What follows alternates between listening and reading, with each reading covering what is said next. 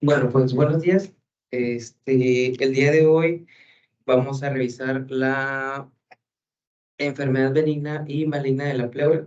En este caso, el expositor del día de hoy voy a ser yo. Mi nombre es Miguel Champa y mi maestro asesor fue el doctor Matías Salinas Champa, ¿ok? Entonces, en esta clase, el contenido que vamos a revisar, vamos a empezar con un poco de anatomía. Nos iremos después con derrame pleural, hablaremos del neumotórax, de enfermedad benigna de la pleura y también de la enfermedad maligna para terminar con algunas conclusiones. Dentro de este contenido hay pequeños subtemas en cada uno, entonces pues los iremos revisando conforme avance la clase, ¿ok? Entonces vamos a conocer un poquito de cómo está conformada la pleura. Y pues bueno, la pleura como tal es una membrana serosa que se va a encargar de cubrir principalmente a los dos pulmones. Esta pleura se va a dividir en dos, en una pleura visceral y en una pleura parietal. La pleura visceral, esta la va a ser difícil de verla en imágenes o esquemas, porque va a ser, digamos, la capa más externa del pulmón. Esta pleura visceral está adosada íntimamente al parénquima. Entonces, cuando vemos un esquema, cuando estamos viendo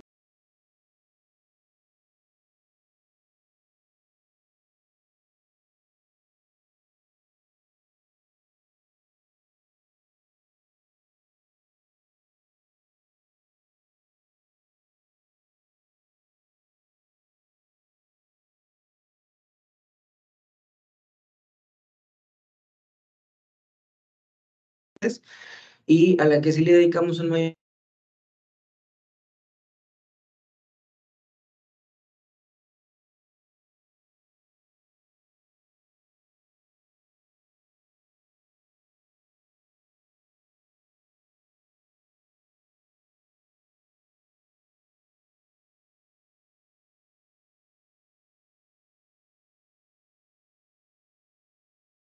medicino.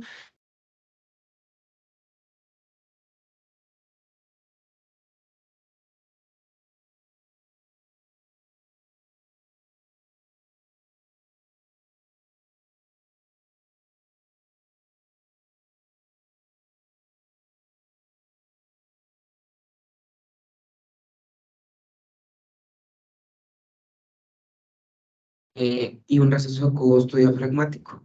Entonces, en diferentes enfermedades como el derrame encontraremos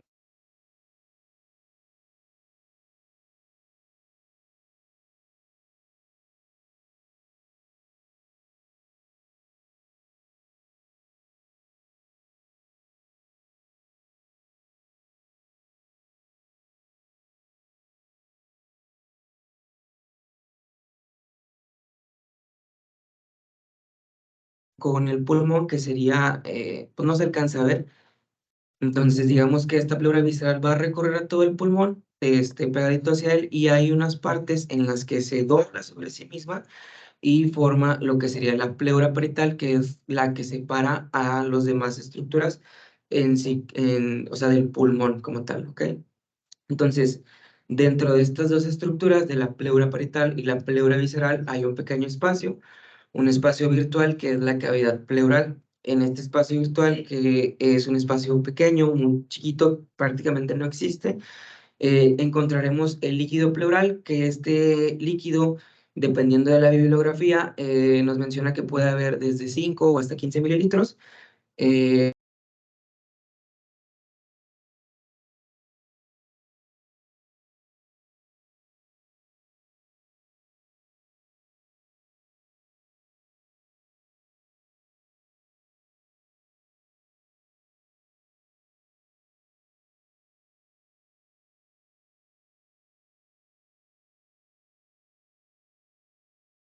Subdivisiones que van a ser la cervical o de la cúpula pleural, la costal, la diafragmática o basal y la mediastínica aquí en color verde, ¿ok?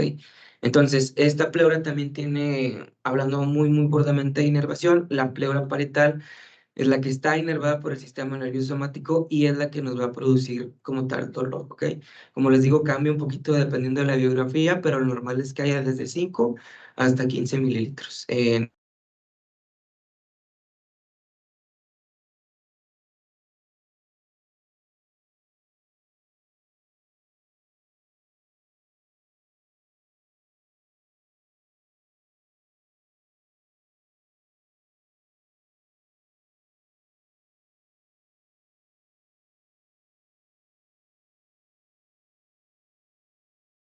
Que hay una patología que es el mesotelioma, que pues va a partir de estas células, que es cuando se forma, que son células pues ya malignas, ¿ok? Entonces el mesotelio es como que la capa más exterior. Ok, bueno, de manera rápida, encontramos que la tráquea va a tener dos bronquios, un bronquio derecho y un bronquio izquierdo, ¿ok? Entonces, estos bronquios a su vez van a tener unos bronquios lobares, que los vamos a ver aquí en color en amarillo, en rojo y en azul, que serán los bronquios lobares superior, el medial y el inferior. Y de estos bronquios encontraremos, bueno, es el bronquio del lado, 3 del lado derecho y 2 del lado izquierdo. Entonces, acorde a estos bronquios, tenemos 5 lóbulos que van a ser 3 del lado derecho, que van a ser el lóbulo superior, el lóbulo medio y el lóbulo inferior derecho. Y del lado izquierdo solamente va a haber 2 lóbulos, el lóbulo superior y el inferior izquierdo.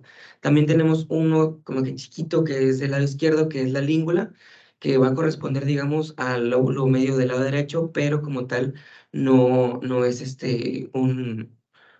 un lóbulo como tal, ¿ok?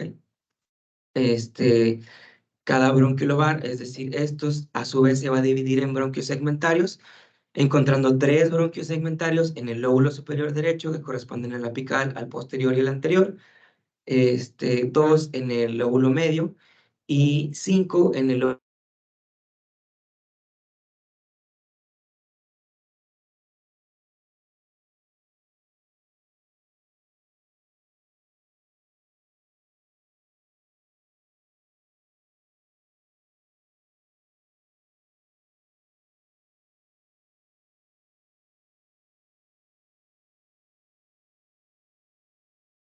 Diferentes pues, nomenclaturas o diferentes clasificaciones, y las más usadas o las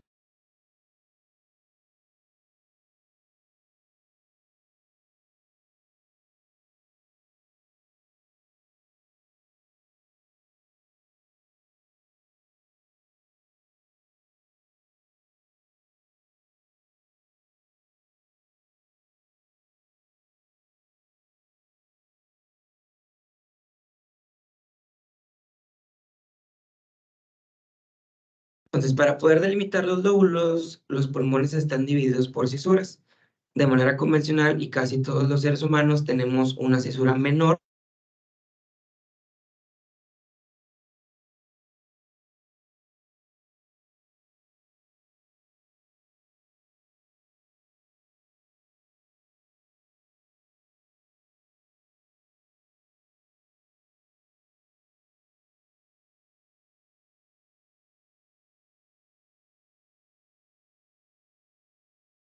como una opacidad que podemos ver avanzar cuando recorremos el TAC, y le iremos encontrando en diferentes cortes. La cisura oblicua o la cisura mayor la encontraremos como una imagen aquí, una línea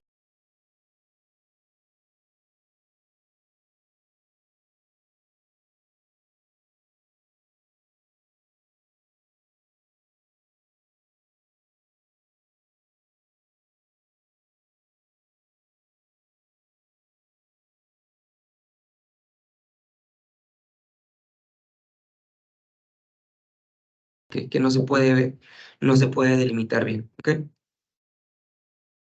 Entonces, para definir los segmentos, nos podemos ayudar, podríamos definir los segmentos pulmonares siguiendo cada bronquio segmentario. Sin embargo, pues esto requiere de mucha práctica, de mucha experiencia, y para comenzar, podemos resumirlo en 4 cortes. Estos 4 cortes nos van a ayudar a encontrar estos segmentos.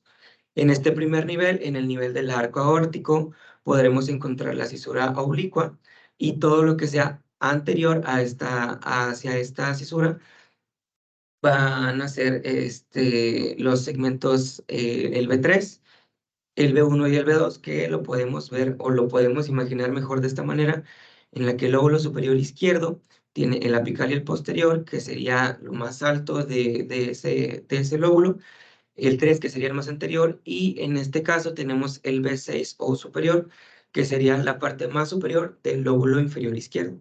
¿Ok? Del lado derecho también encontramos el apical, el posterior y el anterior, de acuerdo a como en la topografía de esta tomografía axial, siendo el B3 el más anterior, el B1 el más apical y el B2 el más posterior. Entonces, esta es una manera de poder ir encontrando los diferentes segmentos. En el siguiente corte, que sería de un nivel aórtico, perdón, en un nivel de la arteria pulmonar encontraremos otros segmentos. Aquí todavía podemos encontrar del lado izquierdo el segmento B3 o el anterior, el B1 y 2 que serían el ápico posterior, y ya encontraríamos del lado derecho y del lado izquierdo la parte más superior de los lóbulos inferiores. En el lado derecho aún no encontramos el lóbulo medio derecho, pero podemos encontrar todavía el B3 o el anterior y el B2 o el posterior, ¿ok? El apical o el B1 pues ya desapareció porque estamos en un corte más inferior.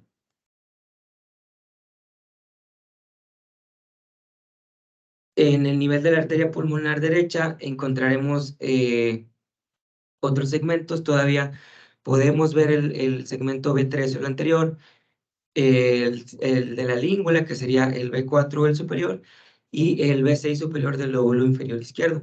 Entonces, bueno, para no hacerlo tan extenso, todos estos segmentos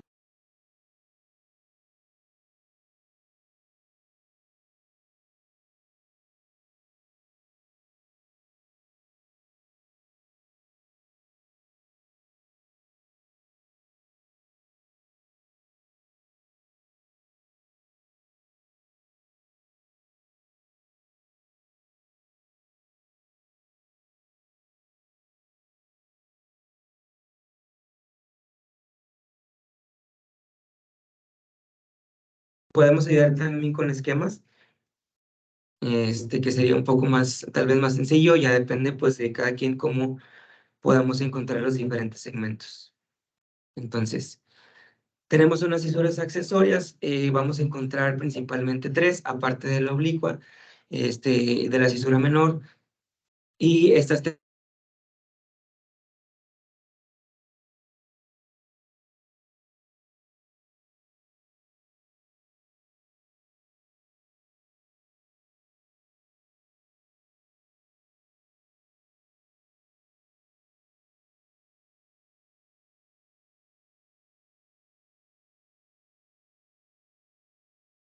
pues, como de una línea inclinada, una línea bastante delgada, formando el lóbulo accesorio o el lóbulo de la vena de la zigosenotaca. También tenemos otras dos, que sería la de Twinning, que esta va a aparecer en los lóbulos inferiores. Generalmente es del lado derecho, en la porción más medial del pulmón, y pues bueno, también lo podríamos encontrar del lado izquierdo. En este lado, en este TAC del lado derecho de su pantalla, podemos ver una pequeña línea que correspondería con esta cisura accesoria, ¿ok? Y del lado izquierdo encontramos otra cisura, que es la cisura superior accesoria, que es una cisura menor que se forma en la porción más superior del lóbulo inferior derecho y se va a ver un poco más abajo que la cisura normal en una proyección lateral, como en este TAC, o en una proyección AP, como está representado en este esquema, ¿ok? Entonces, pues sería nada más un repaso breve, y ahora sí entrando lleno a la patología de la pleura. El primer, la primera patología o la primera enfermedad que vamos a revisar será el derrame pleural, ¿ok?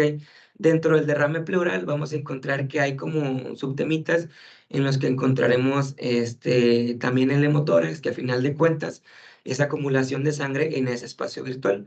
Entonces, este derrame pleural se va a definir como un acumulado anormal de líquido en el espacio pleural. Dijimos que lo normal eran desde 5 o hasta 15 milímetros, y cuando hay más de esa cantidad de líquido en el espacio pleural, pues ya podremos encontrar lo que es un derrame. Ahorita vamos a hablar un poquito del trasudado o del exudado y de los criterios de Light que nos van a ayudar bastante a definir la etiología de este derrame pleural, porque encontraremos que por métodos de imagen todos los derrames pleurales se ven prácticamente iguales. O sea, no hay una manera de nosotros saber si ese derrame pleural es un trasudado o es un exudado. Entonces, como dijimos, la definición es una acumulación de líquido en la cavidad pleural que en condiciones normales va a ser menor a 5 mililitros aproximadamente.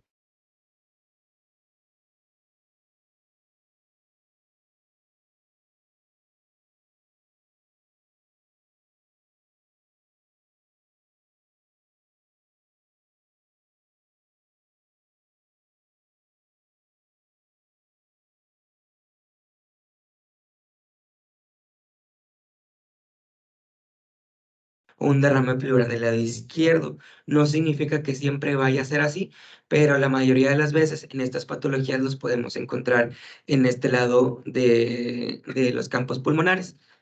Del lado izquierdo podríamos encontrar una pancreatitis, una pericarditis, una ruptura esofágica o una disección aórtica que nos van a dar un derrame unilateral del lado izquierdo. Y del lado derecho podríamos encontrar ascitis, una falla cardíaca, un absceso hepático que lo podríamos encontrar por métodos de imagen en un derrame pleural derecho, ¿ok? También lo podemos encontrar bilateral como en casos donde el aumento de la presión capilar o la pérdida de proteínas hace que se forme este derrame pleural también en metástasis o en pacientes con linfoma. Entonces, como les dije, no hay manera nosotros de saber por métodos de imagen si este es un trasudado o un exudado. Sin embargo, el trasudado lo vamos a poder definir como un ultrafiltrado plasmático con bajo contenido de células y proteínas, contrario al exudado, que va a ser un líquido pleural con alto contenido proteico. Entonces, vamos a verlo como que con sus diferencias, ¿no? El trasudado generalmente no va a estar asociado a enfermedad pleural, caso contrario en el exudado, que sí va a estar a un aumento de la permeabilidad pleural debido a una inflamación o a una enfermedad de la pleura, ¿ok? En este caso, del trasudado puede ser un desequilibrio en las fuerzas de Starling y en el exudado puede ser una patología que afecta como tal a esta pleura, haciendo que ese líquido se pueda extravasar a ese espacio pleural, ¿ok? Y para esto nos podemos ayudar de unos criterios que sería algo más clínico, los criterios de Light, en los que podemos, o en los que se va a comparar la proporción de líquido pleural con la proteína sérica, que si nos da a una proporción de menos del 0.5, podremos decir que es más, bueno, que es un dato que nos habla de trasudado, contrario que si es más allá de 0.5, nos podría hablar de un exudado. Tenemos también el líquido pleural con la lactato deshidrogenasa pleural y sérica, en este caso que un nivel menor a 0.6 nos va a hablar de trasudado y de exudado cuando es mayor de 0.6, ¿ok? Entonces, esto es más clínico. Nada más lo que quiero recalcar aquí es que dependiendo de la patología nos podemos ir enfocando en si va a ser un trasudado y en un exudado, que con nosotros en el estudio de imagen pues no vamos a poder saber, pero ya que sepamos las patologías de base, podremos ayudarnos un poquito más al clínico y decirle si es un trasudado o un exudado, ¿ok? Entonces,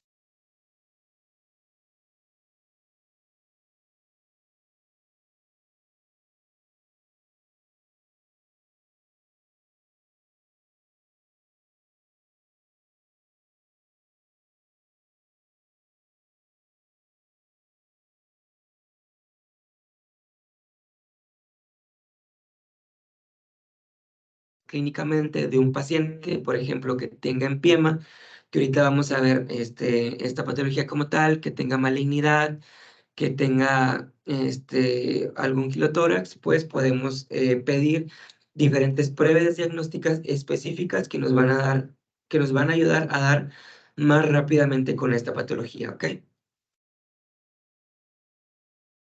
Podemos ver la apariencia macroscópica del líquido pleural, en la que si la vemos de ciertos colores, pues también nos puede ayudar. de manera muy rápida. Si el líquido pleural ahí se ve verde, podríamos pedir una citología que podría hablar de una infección. Si el fluido es negro, podría tener que ver con hongos, con bacterias. Si lo vemos sanguinolento, pues podría ser un hematocrito y podríamos estar frente a un hemotórax, entre otros aspectos, ¿ok? Entonces, nada más es ahí para conocerlo. De manera rápida, el trasudado puede estar dado casi siempre por atelectasias, por una fuga de líquido cefalorraquídeo en el espacio pleural, pacientes que tengan insuficiencia cardíaca, que tengan una hipolinemia, o por alguna iatrogenia, son los pacientes que vamos a encontrar que tienen trasudado. Caso contrario a los pacientes que ya tienen una patología, digamos, de base, en los que podemos encontrar este exudado, perdón, como pacientes que tienen una neumonía bacteriana, una enfermedad fúngica, pacientes con neoplasias malignas. En este caso podríamos sospechar más que es un exudado, ¿ok? Una vez más, por métodos de imagen, va a ser casi imposible diferenciar entre trasudado o exudado, pero aquí lo que nosotros podremos ver será este derrame pleural, que por radiografía podemos encontrar diferentes signos, entre ellos el del borramiento del receso costodiafragmático, que la literatura nos dice que va a estar obliterado o que nos va a dar este signo del menisco en el cual desaparece o se borra este receso cuando ya hay una acumulación desde 200 hasta 300 mililitros en esa cavidad pleural, ¿ok? Sí, en ese espacio pleural. Cuando ya hay demasiado líquido, podremos encontrar que hay desplazamiento mediastínico contralateral, que ahorita vamos a hablar más de esto, y que ya podría ser que estas estructuras que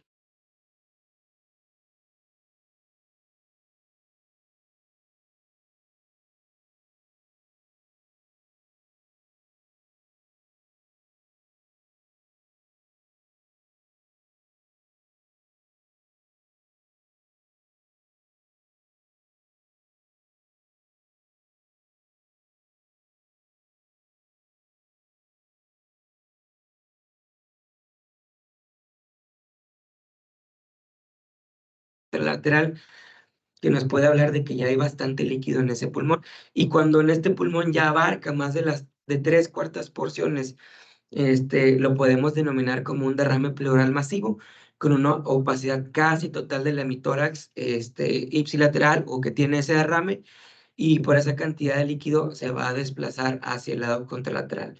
Aquí ya lo podemos llamar como un pulmón blanco, en el que pues prácticamente ya no se pueden distinguir las características normales en una radiografía, ¿ok?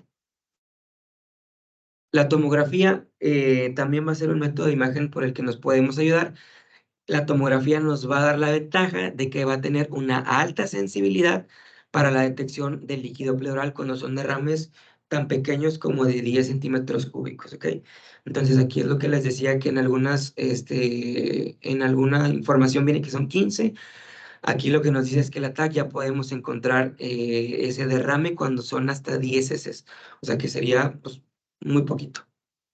Entonces, nos podemos ayudar también con el rollo, con las unidades Hounsfield, que si las colocamos en este derrame pleural, nos dará niveles de hasta 10-30 que van a estar muy cercanos al lago, ¿ok? Entonces, derrames más grandes se pueden dirigir hacia la parte, o sea, cuando ya están en decúbito supino, pues a la parte posterior, y lo común es que se forme una imagen en forma de cuña o con una imagen que es pues bicóncava, o como una imagen en media luna. Cuando ya encontramos una imagen que tiene unos bordes que ya son más, digamos, biconvexos, ahí podríamos estar frente a algo que no sea un derrame, como una consolidación, ¿ok? Entonces, en este caso, en este TAC, podemos observar esta densidad que va a ser semejante al agua, que se va, como dije, a la parte posterior, como en esta imagen que pues, vemos en un corte axial, toda esta forma, pues digamos, como de cuña que va a corresponder a un derrame. Si es trasudado o exudado, pues quién sabe, no podemos saber, y para eso nos vamos a ayudar del contexto clínico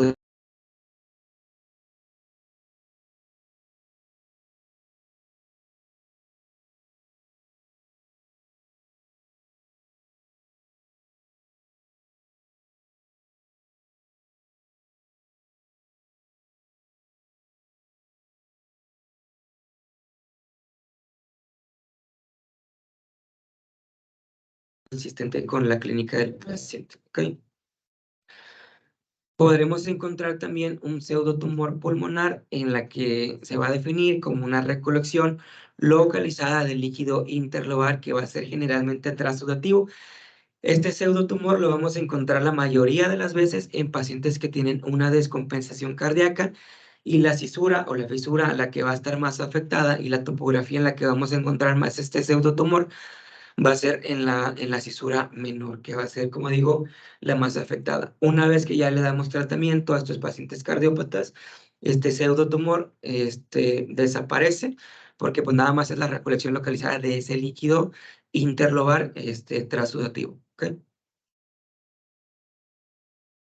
También podemos encontrar el derrame loculado. En este caso, el derrame loculado lo vamos a definir como una loculación, perdón, asociada a un derrame pleural, en este caso exudativo, ¿ok? Y esta va a estar limitada por algunas adherencias pleurales. Lo vamos a poder ver como una opacidad fija, una opacidad no móvil, y generalmente pues es en forma de masa, típicamente elíptica o lenticular. Y en este caso, el líquido pleural va a estar localizado y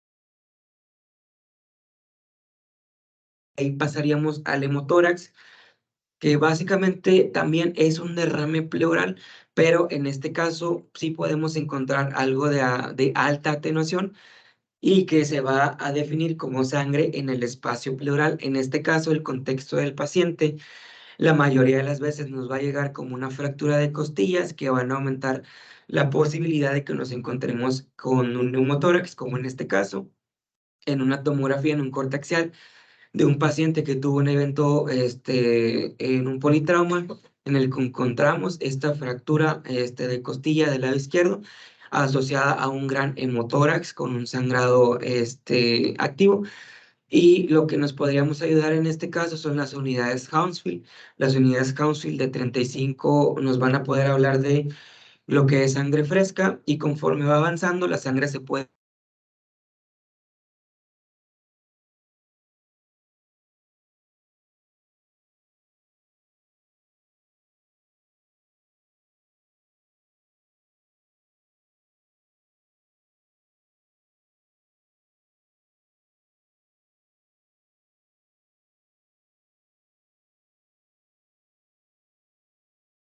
pacientes que tienen endometriosis pleural, o sea que tienen ese tejido en la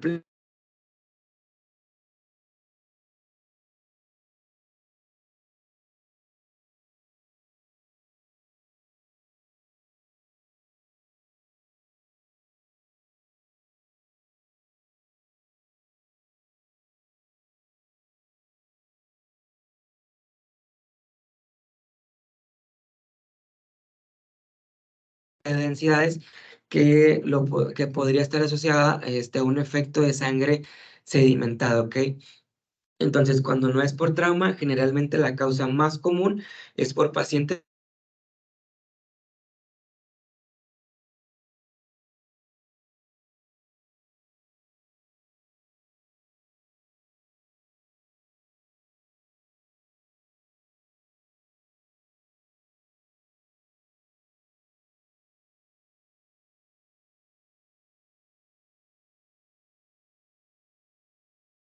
una neumonía, es un derrame pleural infectado. Cuando ya es pus, ya lo podemos definir como un empiema y la mayoría de las veces va a estar loculado, propiciando una gran colección pleural generalmente unilateral. Y pues como les digo, va a ser adyacente o secundario a una neumonía. Entonces, este derrame paraneumónico, digamos como que va a tener ciertos pasos o diferentes, vaya, se va a ir desarrollando conforme el tiempo, encontrando primero un derrame paraneumónico, que sería nada más líquido en el espacio pleural, en el contexto de una neumonía adyacente, y cuando ya tiene, y también lo podríamos definir cuando es sin complicaciones, cuando solamente es un derrame de flujo libre que es estéril, ¿ok? O sea, que no encontramos, nada de o sea, si le hacemos una toracocentesis, nos va a dar negativo a la citología, no va a tener sangre, entre otras cosas. Y si encontramos un derrame paraneumónico complicado, en este caso ya va a ser un derrame infectado con bacterias u otros microorganismos con propiedades bioquímicas que van a sugerir una infección reciente. Cuando ya encontramos pus, podemos definirlo ya como tal, como un empiema, ¿ok? Este, ahora, ¿cómo se va a desarrollar ese empiema?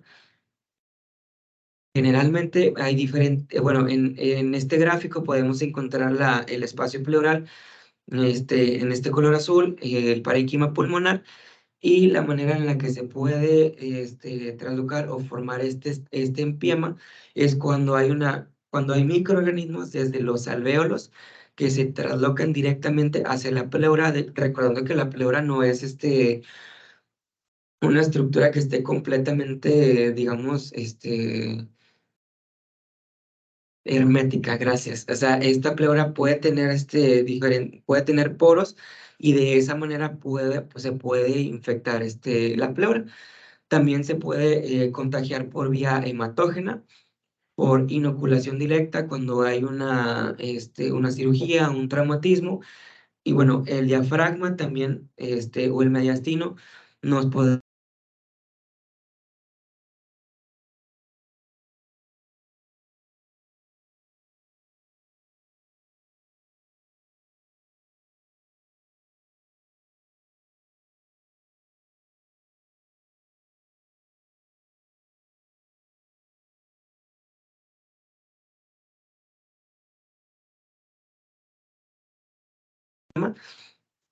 va a ser microorganismos que se van hacia la pleura y crean como tal ese empiema. Entonces, para el empiema vamos a tener algunos factores de riesgo, como que tengan pacientes con aspiración, con una higiene dental deficiente, pacientes desnutridos, con inmunosupresión y en una edad que va a ser pacientes menores de 18 años o pacientes mayores de 65 años, ¿ok? En este caso, pues también el empiema al menos por radiografía, no podemos decir que es un empiema, sino que lo que encontramos es un derrame pleural que típicamente va a ser unilateral.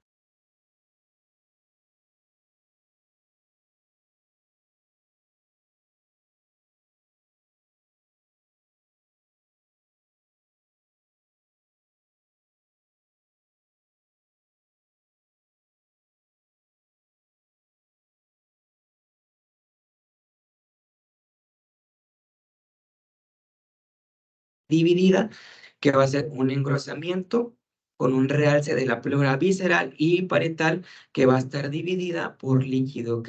Entonces, creo que este es de los pocos signos que encontré que son muy característicos de las enfermedades. En este caso, pues el empiema, lo que podemos buscar es este signo de la pleura dividida, ¿ok? También puede estar asociada a o puede contener aire o niveles hidroaéreos, que también puede ser indicativos de una fístula, ¿ok?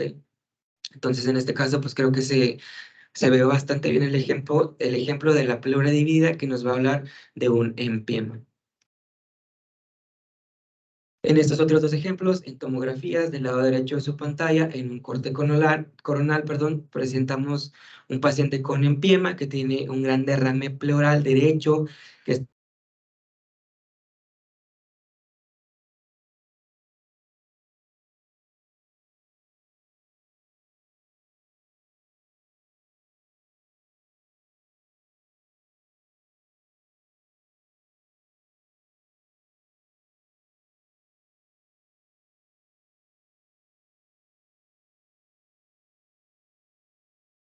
importante que no se olvide este signo de la pleura dividida, que nos va a hablar como tal de un empiema, ¿ok?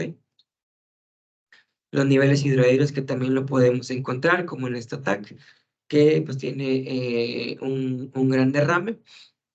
Y también encontramos ese realce de la pleura, tanto parietal como visceral, ¿ok?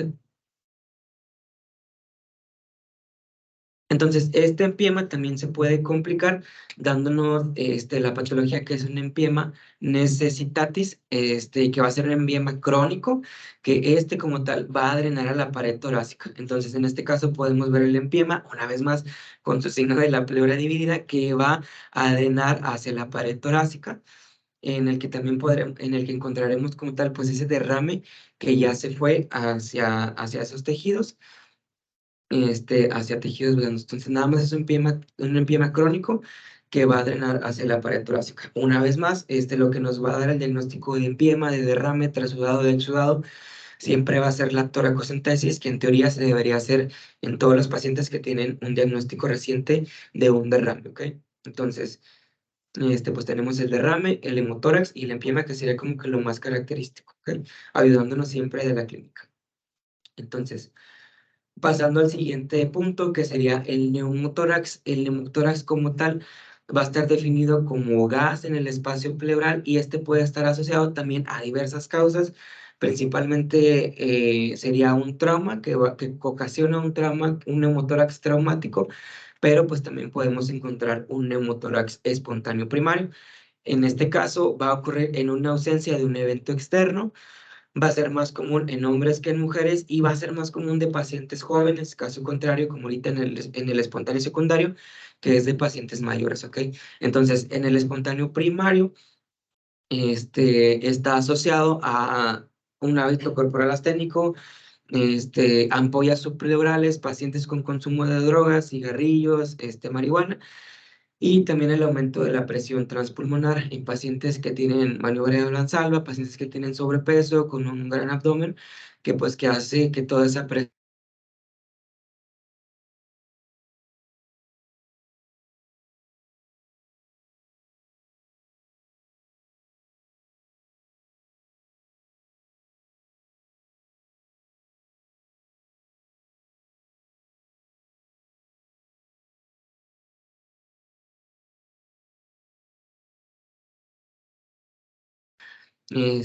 como que se estiran de más, no recuerdo bien cómo lo leí, pero tienen una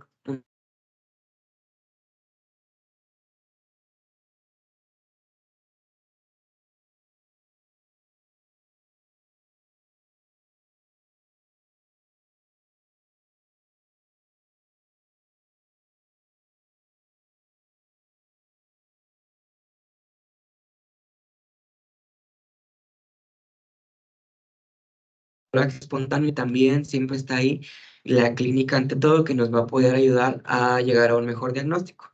No voy a decirlas todas, pero pues todas estas causas nos podrían ocasionar un neumotórax espontáneo secundario. Nada más las que también me llamó la atención es la endometriosis torácica, que en este caso se va a definir como un neumotórax catamenial. En pacientes que tienen endometriosis, pues pueden hacer neumotórax y pues también pueden hacer hemotórax. Entonces ahí para ponerle un poquito de atención a esas pacientitas con endometriosis, ¿ok? Sin embargo, lo más asociado es la enfermedad pulmonar obstructiva crónica o la tuberculosis. Entonces, el cuadro clínico va a ser básicamente dividido en dos, de los pacientes con neumotórax, pacientes que tienen disnea, que esta va a ser variable. Esto va a estar en relación a la cantidad de aire en el espacio pleural. Pues si tenemos poquito aire en un neumotórax, probablemente tenga poca disnea, pero si ya es mucho aire en ese espacio pleural, pues va a ser, va a batallar bastante el paciente para respirar. Ahorita vamos a hablar también del neumotórax atención, que pues yo creo que esos pacientes van a llegar con una disnea pues bastante marcada y con bastante dolor pleurolítico, que generalmente va a ser unilateral, y va a ser del mismo lado pues de ese neumotórax, ¿ok? Entonces, en este caso, en la radiografía, que la vemos del lado derecho de su pantalla, lo que podemos encontrar es la visualización de la pleura visceral en su margen exterior, y en el resto del parénquima lo vamos a encontrar vacío. O sea, se ve prácticamente, pues, nada, o sea, se ve sin la trama vascular por ese neumotórax que está condicionando que todo ese pulmoncito, pues, se aplane por esas presiones negativas, ¿ok? Podemos encontrar aquí también un signo, que sería el signo del surco profundo, con un ángulo costofrénico profundo que va a estar completamente hiperlúcido, ¿ok? La tomografía también nos va a ayudar. Esta va a tener mayor sensibilidad para diagnosticar el neumotórax. Y bueno, en la tomografía también podemos encontrar las bolas apicales, que ahorita hablaré de ellas, ¿ok? Entonces, eh, del lado derecho, pues a veces puede ser difícil ver el neumotórax. En este caso lo encontraríamos en la parte apical. Si pueden ver esta línea, un poco más radiopaca que correspondía con la pleura visceral. Y bueno, del lado izquierdo sí es bastante evidente, ¿no? Entonces, siempre lo que podemos buscar es ese signo de la pleura visceral que se va a ver más radiopaca. Sí, radiopaca. Otro ejemplo en el que podemos encontrar el neumotórax.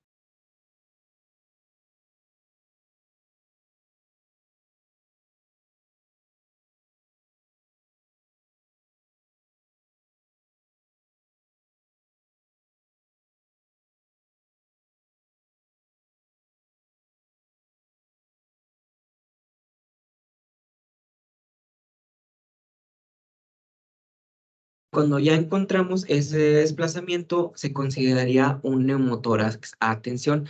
Este neumotórax a tensión, va a ser aire en el espacio pleural, que va a ser tanto que va a interferir con el retorno veloz, en el retorno venoso que lleva a la hipotensión, a la taquicardia, perdón, o a la disnea severa. El neumotórax a tensión como tal ya es una patología grave, una patología de urgencia que pues se tiene que tratar inmediatamente.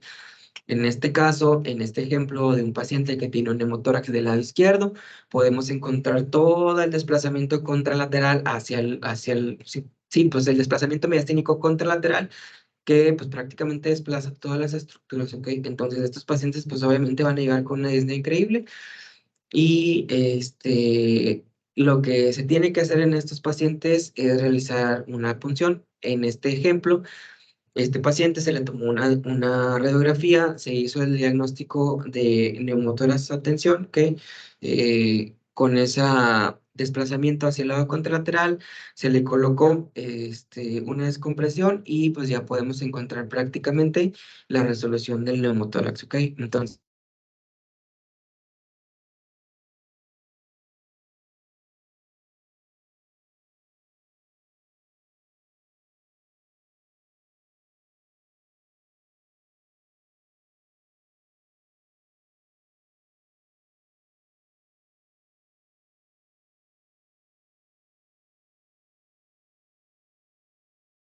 a diferencia del neumotórax, el borde